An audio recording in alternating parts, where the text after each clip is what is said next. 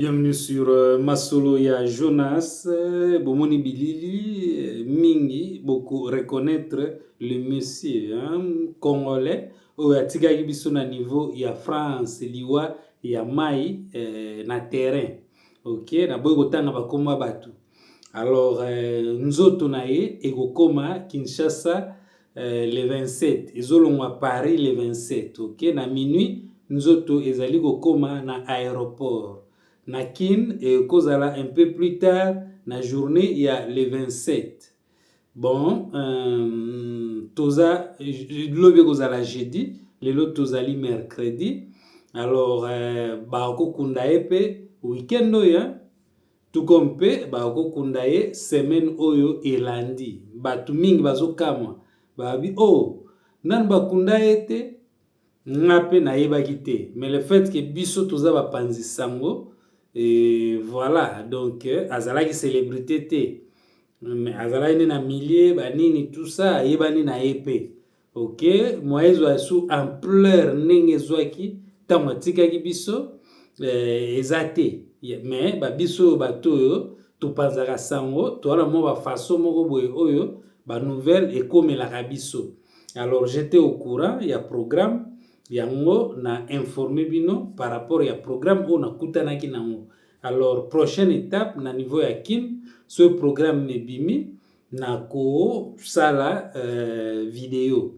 Ok, alors eza liwa moko et affecté batu ebele ba master na ye, famille na ye, batu bazalaki sur place, batu balandaki nouvelle yango, donc batu ya ndenge na ndenge. Même ngai tibomoni nazozo na telemeli likambo na ndenge mo boye te soki pe ya ndenge nini ya koluka ndoki non na sens kaka ke ya kosala chronique nango tibomona na telemeli likambo ezali parce que et affecté ngai ba question ezali ebele.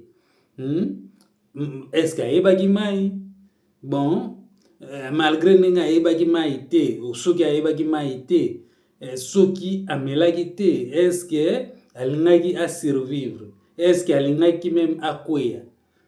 Eza ba question mutu nyonso akoki à se poser tango likame ekomi déjà ba question nyonso oyo tokomi tuna ekosekuisa mutu te, mais ezali ko interpeller biso ba oyo toza nanu, donc toyekola konager, toyekola ko se contrôler tango omeli déjà, ou bien discipline avant omela omiyeba ke nga nasukaka na do ozana mwa ba décision na yo ozwa nga boye ko se contrôler avant mutu mususu akebisa yo keba tala na sima mai yo moko déjà, donc il faut kozala vraiment éveillé.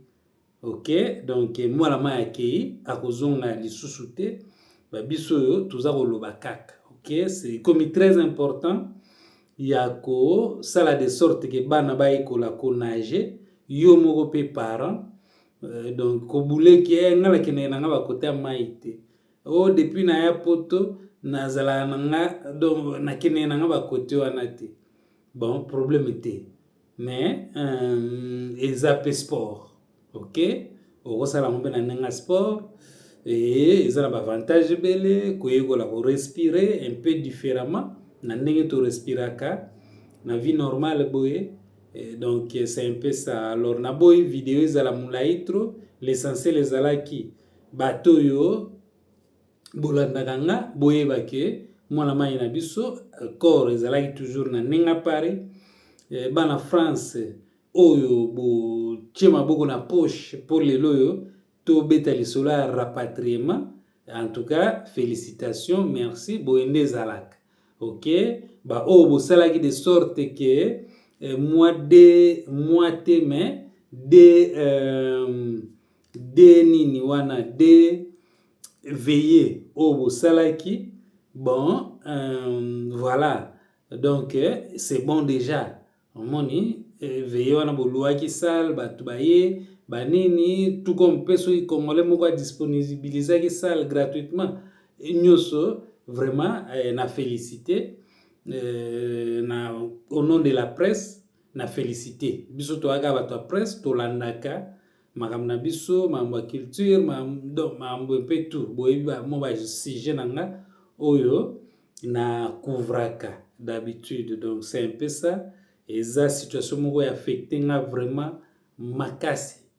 Et donc soki page ekomi tourner après ba enterrement peut-être na kobanda kolekisa mwa mikolo sans kobule mwana mai, malgré de son vivant nayebaki ete azwa opportunité ya kokutana na Fally bakanga photo, azwa opportunité ya kokutana na Fabregas bakanga photo.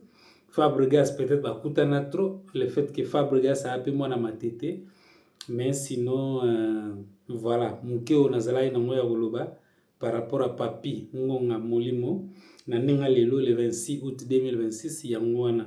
Lobi le 27 soki corps ekomi pena ya solo na koconfirme bino bato akini mpe soki basali programme so nakutani nango.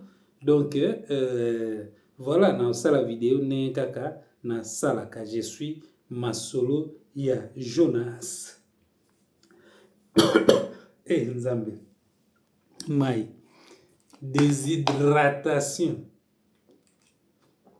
Voilà, bye bye.